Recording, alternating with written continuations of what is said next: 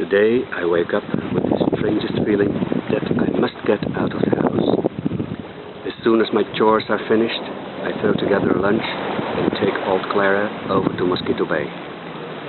While Clara grazes on tall grass by the side of the road, I sit under the shade of a palm tree to savor the bottle of lemonade and some of Cookie Betty's Johnny cakes.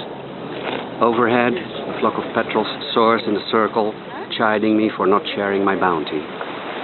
One of the bolder ones drops to the sand and runs toward me like an admonishing schoolmarm, scolding me even as he tries to take a nip of my food. I wave him off, laughing at his childish prank. For now, my only companions are the island's creatures. They are my ever-watchful, ever-faithful friends. Suddenly I hear a voice. Someone is calling. Alarmed, I jump to my feet and search the long stretch of beach. Fear coursed through my veins as I realize I'm no longer alone. Until now, the only sounds I heard were the waves lapping along the shore, the palm trees rustling in the breeze, and the cries of the seagulls. It gives me goosebumps realizing that someone has been watching me while I was lost in my thoughts. Sometimes I'm literally a million miles away. About a mile down the beach, I catch sight of someone dashing towards me. He's waving and yelling something I can't quite make out.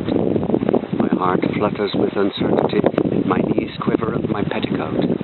Who is calling me? I shield my eyes against the sun to get a better look, but he is still too far away. Suddenly he calls my name. Abigail!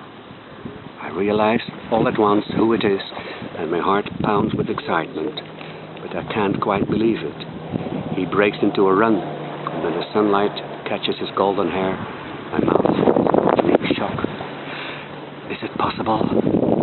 I race toward him, stumbling and falling over cascading sand dunes, and flying myself into his arms. Hugging like old school chums, we collapse on the sand in a state of jubilation, our laughter mixing with tears of joy.